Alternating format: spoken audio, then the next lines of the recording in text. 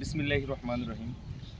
যে সংস্কার ও ইনসাফ ভিত্তিক সমাজ প্রতিষ্ঠার জন্য এই তরুণ প্রজন্ম রাস্তায় জান দিল, শহীদ হলো, কিন্তু আদৌ কি সেই সংস্কার এবং ইনসাফ ভিত্তিক সমাজ প্রতিষ্ঠার লক্ষ্য আমরা অর্জন করতে পেরেছি? প্রশ্নটা অনেক বড়, উত্তরটাও নিশ্চয়ই ছোট না, অনেক বড় উত্তর দেওয়া যায়।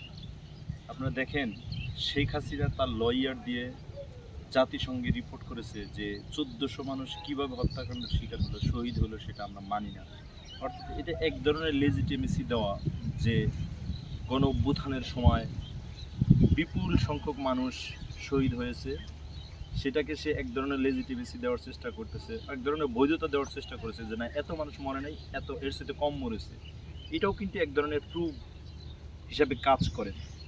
তো তারই প্রেক্ষিতে বলা যায় যে শেখ হাসিনা কিন্তু এখনও যে তার যে একটা অহংকার, অহমিকা, যে তার যে স্বৈরাচারী অ্যাক্টিভিটি, তার যে ফ্যাসিবাদী হয়ে ওঠার সহযোগী যে মাধ্যমগুলো ছিল, যে অর্গানাইজেশনগুলো ছিল, যে রাজনৈতিক প্ল্যাটফর্মগুলো ছিল, সকলকে জাগানোর জন্য সে বিভিন্ন ধরনের ছল চাতুরি করার চেষ্টা করতেছে।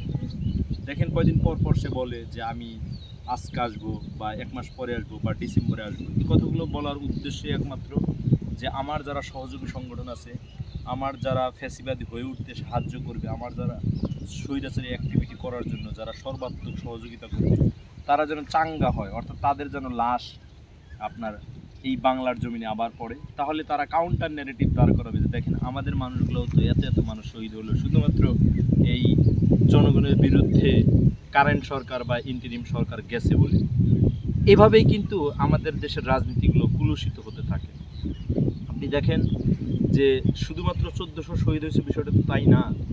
এখানে প্রায় আপনার এই জুলাই যে ফাউন্ডেশন, সেই ফাউন্ডেশনের তথ্য আলোকে এ পর্যন্ত দেখা যাচ্ছে যে 40 থেকে 50,000 মানুষকে এককালীন কিছু কিছু টাকা, মাসিক কিছু কিছু টাকা দিতে পেরেছে। সেটা কোনোভাবেই 100 কোটি বা 200 কোটি টাকার মতো হয়নি।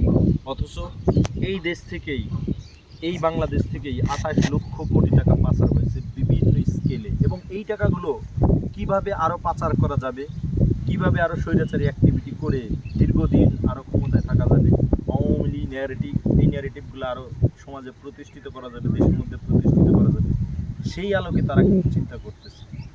এখন তার প্রেক্ষিতে আপনি এখন দেখেন যে আমরা আমরা যে সংস্কার এবং ইনসাফ ভিত্তিক সমাজ প্রতিষ্ঠার জন্য, দেশ প্রতিষ্ঠার জন্য লড়াই করেছিলাম, রাজপথে শহীদ হয়েছিল আমাদের ভাই বোনেরা, তারা কি আদৌ তাদের যে লক্ষ্য ছিল সেই লক্ষ্য বাস্তবায়ন করেছে? আপনারা জানি নিশ্চয়ই অনেকেই প্রশ্ন করবেন যে এনসিপির মধ্যেও অনেক অনেক বিতর্ক আছে, এনসিপির মধ্যেও অনেক লোক আছে যারা চুরি চামারি পাটপারি বা কিছু টাকা লুটপাট করছে, তারা আজকে গাড়িতে চলে। অনেকেই বলে, অনেকে হয়তো না জেনেই বলে, ঢাকা বিশ্ববিদ্যালয়ে যে ছেলেটা পড়ে তারা নিশ্চয়ই সকলেই তার ফকিরের ঘরের সন্তান হয় না, তাদের কিছু টাকা পয়সা থাকে। তারাও তো মানে চাকরি, লেখাপড়া শেষ করার পরে একটা অনায়াসে ফার্স্ট ক্লাস সেকেন্ড ক্লাস চাকরিতে জয়েন করতে পারে, তাই না? সেই ক্ষেত্রে আমাদের যারা থার্ড ক্লাস মানুষ আছে, যারা জনগণ আছে, মূর্খ জনগণ, এ দেশের বেশিরভাগ মানুষই কিন্তু রাজনীতি সচেতন নয়। এটা ব্যারিস্টার ফুয়াদ এই কথাগুলো বারংবার বলে যে আমাদের দেশে যারা চুরি চামারি বাটপারি করে লক্ষ লক্ষ কোটি টাকা উপার্জন করতে পারে, তারাই কিন্তু শেষ সময় যা এমপি ইলেকশন হয়ে আসে। দেখেন, আপনি দেখাতে পারবেন এখন যে 300 এমপি আছে, এই 300 এমপির মধ্যে 30 জন এমপি বা 50 জন এমপিও কি বা তাদের আত্মীয় স্বজন এই জুলাই বিপ্লবে অংশগ্রহণ করেছিল, তারা ইনজিওর্ড হয়েছে, আহত হয়েছে, নিহত হয়েছে, এরকম দেখাতে পারবেন না। অর্থাৎ আমরা আমরা পরবর্তী প্রজন্মের জন্য কি ধরনের দেশ রাখতে চাই বা কি ধরনের দেশ গঠন করতে চাই, সেগুলো নিয়ে আমরা অনেকবারই টেনশনে পড়ি, অনেকবারই টেনশন করছি। কিন্তু ফলশ্রুতিতে কি হয়েছে যে তারা যে এই আগের যে স্বৈরাচারী অ্যাক্টিভিটি, ফ্যাসিবাদী হয়ে ওঠার যে রাজনৈতিক সিস্টেম, সেই সিস্টেমটাকেই কিন্তু তারা বহাল করার চেষ্টা করেছে। সুতরাং একথা খুব অনায়াসেই বলা যেতে পারে যে আমরা যদি সেই 24-এর গণ আকাঙ্ক্ষার পক্ষে আমাদের দেশের রাজনীতি সাজাতে চাই, গড়ে তুলতে চাই, তাহলে মানুষের যে ফ্রিডম অফ এক্সপ্রেশন আছে, মানুষের যে ফ্রিডম অফ এক্সপ্রেশন আছে, মানুষের যে ফ্রিডম অফ স্পিচ আছে, এই কথাগুলো যেন খুব সিরিয়াসলি বলতে পারে। আজকে বিএনপির ভাইয়েরা বা জামাতের ভাইয়েরা বা অন্যান্য দলের ভাইয়েরা যারা ক্ষমতায় অধিষ্ঠিত হয়ে আছেন বা বিভিন্ন স্কেলে সুযোগ সুবিধা নিচ্ছেন, তারা অনেক সময় বলে নাসিরুদ্দিন পাটোয়ারির বক্তব্য ভালো না, তারা মানে রাজনৈতিকভাবে কথা বলে, উলঙ্গপনার কথা বলে, বিভিন্ন ধরনের মানে আগলি কথাবার্তা বলে, আগলি ডেমনস্ট্রেশন দেয়। কিন্তু এই কথা তো সত্য যে আপনি একজন রাজনৈতিক নেতাকে যদি প্রতিহত করতে চান, তাকে যদি আপনি কাউন্টার দিতে চান, তাহলে তো আপনার ওই ধরনের বক্তব্য আনতে হবে, ওই ধরনের কথা আনতে হবে, সাজাতে হবে। আদারওয়াইজ তো তাহলে আপনি কাউন্টার দিতে পারবেন না। রাজনৈতিক নেতার বক্তব্যকে যদি কাউন্টার দিতে হবে, বক্তব্য দিতে হবে।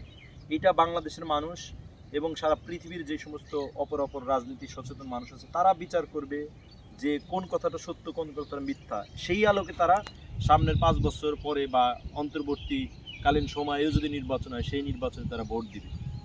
সেই কথাগুলো আপনি তো তাকে অস্ত্র দিয়ে গাড়িতে হামলা করে ইট পাটকেল মেরে বন্দুকের নলা দিয়ে তাকে তো আপনার আয়ত্তে আনতে পারবেন না। আপনি যখন আমি বিরোধী দল থাকবো, তখন আমি তো কথা বলবো আমার আঙ্গিকেই, আমি কথা বলবো আমার জনগণকে কিভাবে উদ্বেলিত করা যায়, জনগণের কিভাবে পাবলিক ইন্টারেস্ট নিয়ে কথা বলা যায়, সেগুলো কথা বলবো। কিন্তু বিরোধী দলের ভাইয়েরা বা সরকারি দলের ভাইয়েরা চিন্তা করে যে তাকে যদি আমি থামাতে পারতাম, তাকে যদি এই স্কেলে থামাতে পারতাম, তাহলে হয়তো আমার রাজনৈতিক যে সুবিধা, সেই সুবিধাটা নিতে পারতাম। দেখেন, যারা জুলাইতে রাস্তায় নামে নাই কোনোদিনও 5ই আগস্টের আগে, তারা কিন্তু বিভিন্ন ধরনের সুযোগ সুবিধা নিয়েছে। আমরা শুধুমাত্র কথা বলার কারণে অনেক জায়গায় নির্যাতন, নিপীড়িতের শিকারী হয়েছে। সেই ক্ষেত্রে এই কথা খুব স্বাভাবিক বলা যায় যে আপনি যদি জুলাই আকাঙ্ক্ষাকে ধারণ না করতে পারেন, তাহলে যে বাংলাদেশের মানুষের যে গণ আকাঙ্ক্ষা, সেই আকাঙ্ক্ষাকে ধারণ করতে পারতেছেন না। সেই গণ আকাঙ্ক্ষাকে যদি ধারণ করতে চান, তাহলে অবশ্যই আপনার 24-এর গণ আকাঙ্ক্ষার পক্ষে নিয়ে কথা বলতে হবে। এবং এই যে ছাত্র জনতা এত কষ্ট করে সারা বাংলাদেশের মানুষকে রক্ষা করলে, এক ধরনের মুক্তি দিল। আপনি নিশ্চয়ই জানেন বিডিআর কত কত মানুষ জেলবন্দি ছিল, তারা মুক্তি পেতে চেয়েছে। আপনি জানেন বাংলাদেশ পুলিশের মধ্যে অনেক মানুষ আছে যারা সংস্কারমুখী হয়েছিল, সেই মানুষগুলো ফ্রিডম অফ এক্সপ্রেশন পেয়েছে। জেলের মধ্যে এই দেশের অসংখ্য মৌলানারা আটক, নির্যাতনের শিকার হয়েছে, গুম খুনের শিকার হয়েছে, তারা তো মুক্তি পেয়েছে। তারা তো এই জুলাইয়ের সবচেয়ে বড় সুবিধাভোগী। তো তাদেরকে যদি আমরা ফ্রন্ট লাইনে না আনতে পারি, তাহলে 24-এর যে গণ আকাঙ্ক্ষা, গণ অভ্যুত্থানের যে আকাঙ্ক্ষা, সেই গণ অভ্যুত্থানের আকাঙ্ক্ষা আমাদের সমাজ জীবনে, রাষ্ট্রীয় জীবনে বাস্তবায়ন করা সম্ভব না, হবে না। সুতরাং আসুন আমরা প্রত্যেকটি মানুষকে স্পেস দেওয়ার চেষ্টা করি যে সে তার জনগণকে সে কিভাবে বোঝাচ্ছে, বাংলাদেশের জনগণ নির্ধারণ করবে। যদিও বাংলাদেশের জনগণ খুব রাজনৈতিক সচেতন কম, এখানে টাকার কাছেই জিম্মি হয়ে থাকে। এই কথাগুলো আমি বারংবার বলেছি। এখানে ভালো মানুষ নির্বাচিত হয়ে আসার সম্ভাবনা একবারে চান্সই না, মিলিয়নের মতো সংখ্যায় খুবই কম, খুবই কম, একেবারেই নগণ্য, কোনোভাবে পার্সেন্টেজ আনা। তবুও এই দেশের যারা রাজনীতি করে তারা সচেতন করার চেষ্টা করতেছে। আজ থেকে 5 বছর, 10 বছর, 20 বছর পরে যদি তাদের সচেতন করে এনে আমাদের গণমানুষের চাকরি নিশ্চিত করতে পারে, গণমানুষের যে কর্মসংস্থান সেটা নিশ্চিত করতে পারে, আমাদের পণ্য দ্রব্যের যে দাম উঠন্তি থাকে, সবসময় চড়ামূল্য থাকে, সেগুলো যদি একটা সহনীয় পর্যায়ে আনতে পারে, জনগণকে যদি উদ্বেলি করিয়ে কাঙ্ক্ষিত মানে নেতা নির্বাচিত করতে পারে, সেখানে তো আমার আর আপনার সমস্যা থাকার কথা না। লাস্ট যে কথাটা বলবো সেটা হলো, অনেকেই প্রশ্ন করে যে এই যে জুলাইয়ের যারা বিপ্লবী গণ অভ্যুত্থানের যারা নেতা, তারা অনেকেই মানে স্ল্যাং ইউজ করে, খারাপ ভাষা ইউজ করে। আপনি দেখেন সারা এশিয়া মহাদেশের রাজনীতি দেখেন, এই যে নেপালের যারা জেনজি, তারা যে রাজনীতি করে এখন যে ক্ষমতায় অধিষ্ঠিত হয়েছে, তার বয়স 30-এর নিচে যে প্রধানমন্ত্রী হয়েছে, তার ভাষাও কিন্তু একই ধরনের স্ল্যাং ইউজ করে। আপনি দেখেন ভারতের যে জেনজি আন্দোলন হলো, ককরোচ জনতা পার্টির যে আন্দোলন হলো, নরেন্দ্র মোদীকে যে কুপকাত করেছে, শিক্ষামন্ত্রীর পদত্যাগ করলো, তাদের ভাষাগুলো দেখেন আপনি, এদের চাইতে নিকৃষ্ট মানের। এই যে সার্জিস আলম বলেন, এই যে নাসিরুদ্দিন পাটোয়ারি বলেন, এই যে নাহিদ ইসলাম ভাই, এদের চাইতে নিকৃষ্ট লেভেলের তাদের ভাষা। তারা কিন্তু এই আন্দোলন দিয়েই মানুষকে উজ্জীবিত করেছে, মানুষকে এই দীক্ষায় দীক্ষিত করেছে যে তাদের নির্বাচিত করলে তারা এই সুবিধাগুলো পাবে। কই তাদের ভিতরে তো কোনো কেওয়াজ দেখতেছি না। তো এই কেওয়াজগুলো যদি আপনাদের লাগে, তাহলে আপনাদের রাজনীতিকে ওইভাবে সাজাতে হবে। আপনারা কাউন্টার ন্যারেটিভ দেন, তাদের ভাষার আলোকে কাউন্টার ন্যারেটিভ দেন। কিন্তু তাদের যদি আপনারা হত্যাযোগ্য করার তৈরি করেন, চেষ্টা করেন, তাহলে দেখবেন আপনাদের রাজনীতিও কিন্তু ফুতুর হওয়ার সম্ভাবনা আছে। সুতরাং আসুন আমাদের সকল মানুষের পাবলিক ইন্টারেস্টের পক্ষে আমরা কথা বলি, সকল মানুষকে রাজনৈতিকভাবে সুবিধা দেওয়ার চেষ্টা করি এবং সকল মানুষকে রাজনীতি করার সুবিধা দেই। যদি এটা দিতে পারি, তাহলে দেখবেন জেনজিরা সবসময় চিন্তা করবে যে হ্যাঁ, এই সরকার বা এই মানুষগুলো বা এই দলগুলো আমাদের ইন্টারেস্ট নিয়ে কথা বলতেছে, সুতরাং তাদেরকে থাকতে দিতে হবে, তাদের রাষ্ট্র পরিচালনা করার খুব সিরিয়াসভাবে সুযোগ দিতে হবে। যদি দিতে পারি, তাহলে দেখবেন সকলে মিলে সম্মিলিতভাবে গণ অভ্যুত্থানের যে আকাঙ্ক্ষা ছিল, সেই আকাঙ্ক্ষা বাস্তবায়নের পক্ষে আগাবে। সুতরাং আমি সকলকে উদাত্ত আহ্বান জানাবো, আপনারা সকল ধর্ম মত উপেক্ষা করে, সকল দল মত উপেক্ষা করে আপনারা একটা পাবলিক ইন্টারেস্টের দিকে আগান, যেখানে একটা ইউনাইটেড ফোর্স হিসেবে বাংলাদেশকে গঠন করা সম্ভব হয়। ধন্যবাদ সকলকে।